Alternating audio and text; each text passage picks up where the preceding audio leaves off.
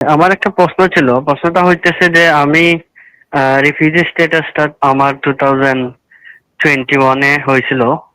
তো ইন নভেম্বরে আমার ওই রিফিউজির আইএলআরটা করব। এখন আইএলআরটা যদি করতে হয়, তা আমার কি এডিশনাল কোনো ডকুমেন্ট লাগবে, যে প্রথমে যেভাবে কোর্ট বা কেসের সময় সাবমিট করছিলাম ওই ধরনের কিছু লাগবে, না এটা কি স্ট্রেইট ফরওয়ার্ড হবে? ধন্যবাদ। দ্বিতীয় প্রশ্ন হচ্ছে যে যখন আমি আইএলআর সাবমিট করব, নর্মালি আপনাদের এক্সপেরিয়েন্স থেকে কেমন কেমন সময় ভিতরে ওই আইএলআরটা গ্রান্ট হতে পারে? ধন্যবাদ। প্রথম কোশ্চেনটা হচ্ছে যে আপনি রিফিউজি স্ট্যাটাস পেয়েছেন এবং আপনার 5 ইয়ার্স লিভ টু রিমেইন দেওয়া হয়েছে এবং সেই লিভ টু রিমেইন খুব শীঘ্রই এটা কমপ্লিটেড হতে যাচ্ছে। এখন নেক্সট অপশন হচ্ছে যে আপনি সেটেলমেন্টের জন্য অ্যাপ্লিকেশন করবেন। আপনি যে অ্যাপ্লিকেশনটা করবেন সেই অ্যাপ্লিকেশনটা ফ্রি অফ কস্ট এবং নলেজ অফ ইংলিশ আপনাকে স্যাটিসফাই করার প্রয়োজন নাই। এই অ্যাপ্লিকেশনটা অনলাইনে করতে হবে এবং বায়োমেট্রিক দেয়া এবং হেলথ সার্চার্জ এবং কোনো ফিস এগুলোর জন্য আপনার জন্য অ্যাপ্লিকেবল না। অ্যাপ্লিকেশনটা করার পরে এখন আসলে কি পরিমাণ সময় লাগবে এটা একটা ব্যাপার। এটা ডিপেন্ড করবে মূলত ব্যাকলগের উপরে। যে কি পরিমাণ ব্যাকলগ আছে। খুব যদি ব্যাকলগ কম থাকে হয়তো ওরা সাধারণত 6 মাসের কথা বলে, হয়তো 6 মাসের ভিতরে ডিসিশন দেবে। আর যদি ব্যাকলগ থাকে তাহলে 6 মাসের উপরে চলে যাবে। আর আরেকটি কোয়েশ্চেন করেছেন যে আপনার কি অ্যাসাইলাম এর সময় যখন আপনি অ্যাপ্লিকেশন করেছিলেন অ্যাসাইলাম অ্যাপ্লিকেশন তখন কিন্তু আপনি আপনার যে বেসিস অফ দ্য ক্লেম সেটা আপনি বলেছেন, ইন্টারভিউ দিয়েছেন এবং আপনার যে বেসিস অফ ক্লেমের সাপোর্টে অনেক এভিডেন্স আপনি সাবমিট করেছেন। সেই এভিডেন্স গুলো কি আবার এই যখন সেটেলমেন্টের জন্য করবেন তখন লাগবে কি না? আনসার হচ্ছে নো। যখন আপনি এই সেটেলমেন্টের জন্য অ্যাপ্লিকেশন করবেন তারা মূলত অ্যাক্টিভ রিভিউ, তারা রিভিউ করে দেখবে যে আপনার কান্ট্রি অফ অরিজিনে ফিয়ার অফ পারসিকিউশন আছে কিনা। যদি থাকে দ্যাটস ফাইন। আপনার ক্রিমিনাল অফেন্স আছে কিনা, নাই, দ্যাটস ফাইন। ক্রিমিনাল অফেন্স থাকতে পারবে না।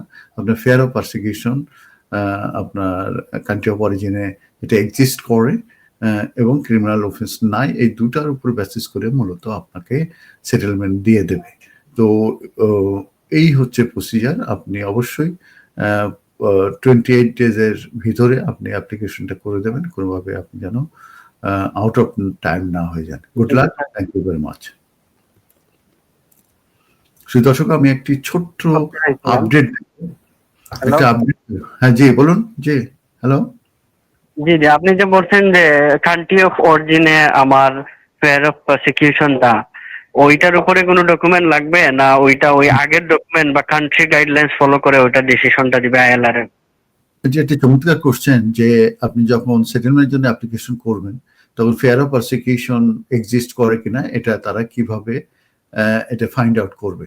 তারা কিন্তু সবসময় সারা ওয়ার্ল্ডের কোন দেশে কি হচ্ছে, পলিটিক্যাল সিচুয়েশন কি, কিংবা কোনো এথনিসিটি ক্লিনশেক হচ্ছে কিনা, কারা কারা, যেরকম সুদানে দুই দল তারা কিন্তু একে অপরকে হত্যা করছে।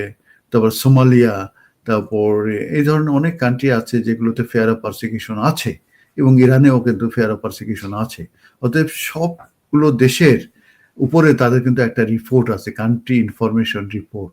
সেটার যখন তারা যখন কোনো অ্যাসাইলাম ক্লেম করে সেটার বেসিসে কিন্তু তারা ওই ডিসিশনগুলো নেয় যে ওই কান্ট্রিতে এই পলিটিক্যাল কোনো পারসিকিউশন আছে কিনা, কিংবা যারা লেসবিয়ান গে আছে সেগুলোর পারসিকিউশন আছে কিনা। এইসব ব্যাপারগুলো কিন্তু তারা অবশ্যই জানে, কে সরকারে জানে এবং তাদের কিন্তু গাইডেন্স আছে, home office policy information guidance. অতএব আপনি যেটা বলছেন যে তারা তাদেরকে এভিডেন্স দিতে হবে কিনা, কোনো এভিডেন্স দিতে হবে না। আনসার হচ্ছে নো। তারা এটা অ্যাক্টিভ রিভিউ বলে, তারা নিজেরা রিভিউ করবে, তাদের কান্ট্রি ইনফরমেশন যে রিপোর্ট আছে সেটা তারা দেখবে এবং অন্যান্য সার্কামস্টেন্স দেখবে। দেখে তারা যদি মনে করে যে সেখানে কোনো সমস্যা নাই তাহলে আর তারা আপনার বিচারটা দিয়ে দেবে, আপনার সেটেলমেন্ট অ্যাপ্লিকেশনটা দিয়ে দেবে। অতএব আপনার কোনো এভিডেন্স কিংবা কোনো document at the time of the settlement application no require. Thank you very much.